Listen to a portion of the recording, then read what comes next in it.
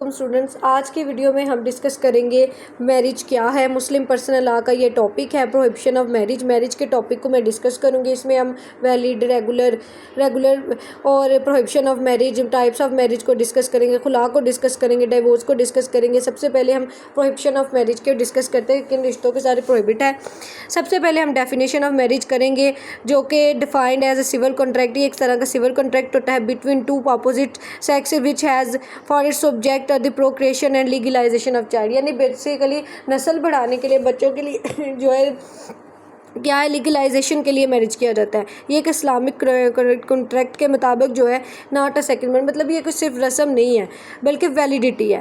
Capacity क्या क्या होनी चाहिए। सबसे पहले ज़रूरी है कि मुसलमान साउंड माइंड हो, यानी समझ बूझ रखने वाला हो, और हु हैज़ अटेन पुबर्टी, यानी वो जो है बालग हो चुका हो। May enter into a contract of marriage, क्योंकि वो मतलब समझ बूझ रखने वाला हो, तब भी जो है मैरिज कॉन्ट्रैक्ट जो है वो एक्सेप्टेबल होता है।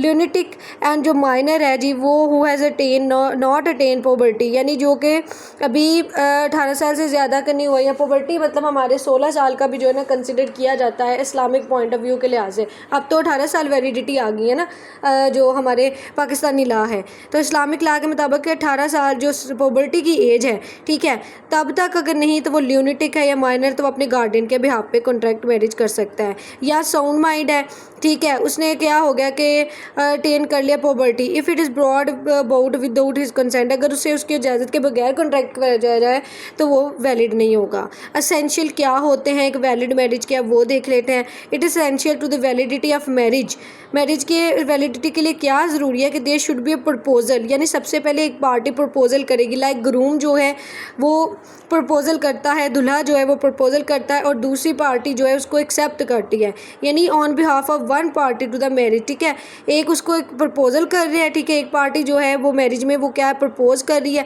और दूसरी पार्टी क्या है कि उस प्रपोजल को क्या है कि वो एक्सेप्ट कर रही है, ठीक है, बाय और ऑन द बिहाफ। और in the presence and hearing of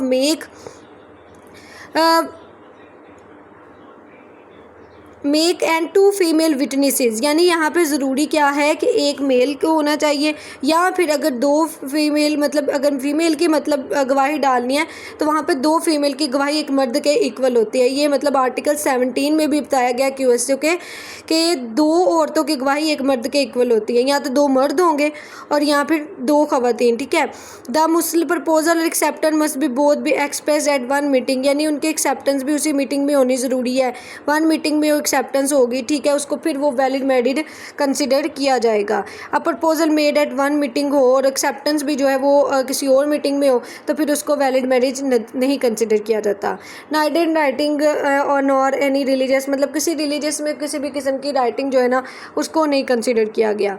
next हम आ जाते हैं कि एसेंशियल्स फॉर मेल के लिए क्या एसेंशियल है, ठीक है, वैलिड मैरिज करने के लिए।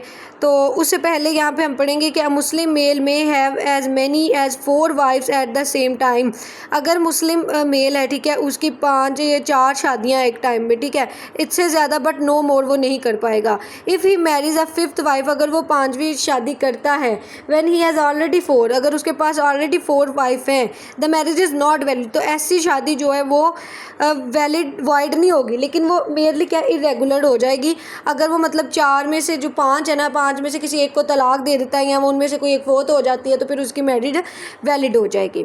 It is not lawful for a Muslim women, मतलब ये जो है जी नॉट लॉफुल है एक खतून के लिए, to have more than one husband at same time, कि वो एक ही वक्त एक से ज़्यादा उसके हस्बैंड हो। यानी एक खतून जो है, एक मुसलमान खतून, उसका एट ए टाइम सिर्फ एक ही हस्बैंड हो सकता है। एक से ज़्यादा अगर उसके हस्बैंड होंगे तो ये वाइड है, रेगुलर भी नहीं, वाइड है, यानी सीधे से ही गलत है। एसेंशियल ऑफ मेल के लिए क्या ज़रूरी है। A Muslim male contract a valid marriage not only with a Muslim women, मतलब जो है कॉन्ट्रैक्ट वैलिड मैरिज वो मुसलमान के साथ भी कर सकता है, मुस्लिम खतून के साथ, लेकिन इसके अलावा वो किताबी के साथ भी कर सकता है। किताबी कौन से होते हैं, जिसमें क्रिश्चियन और जूस है, यानी जो 4 अल्हामे हमारी किताबें हैं, ठीक है, उनसे कर सकता है। But the marriage with the non किताबी जो है वो इरेगुलर होगी, वो वाइड होगी। इरेगुलर इसलिए ऐसे कि अगर वो इस्लाम कबूल कर लेते तो वैलिड हो जाएगा। अब औरत के लिए क्या एसेंशियल है, a Muslim women can not contract a valid marriage except with the Muslim, मतलब मुसलमान मर्द से ही वो शादी कर सकती है। इसके अलावा ना वो किसी किताबी से शादी कर सकती है, नॉन किताबी से तो बिल्कुल भी नहीं ना, तो किताबी से भी शादी नहीं कर पाएगी। Shia law, under the Shia law witness are not necessary at the time of marriage, मतलब शिया लॉ में जो है वो विटनेसेस ज़रूरी नहीं है मैरिज के वक्त, ठीक है, लेकिन इस्लामिक लॉ में ज़रूरी है।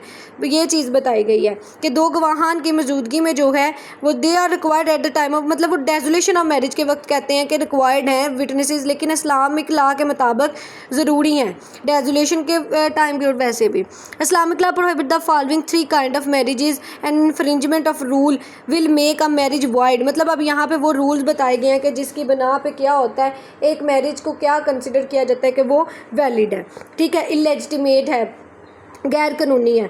तो अब हम वो सिचुएशन जो है ना, वो अब सिचुएशन हम 1 बाय 1 करके पढ़ेंगे, जिसमें सबसे पहले prohibition on the ground of consanguinity है, यानी इसके बिना पे ये होता है, इसको हम कह सकते हैं कि जो है जी मैन जो है जी प्रोहिबिट है कि वो मैरिज नहीं कर सकता अपने भी किसी भाई, चचा, खाला, ठीक है, ऐसे जो उसके खूनी रिश्ते हैं ना, उनसे वो शादी नहीं कर सकता।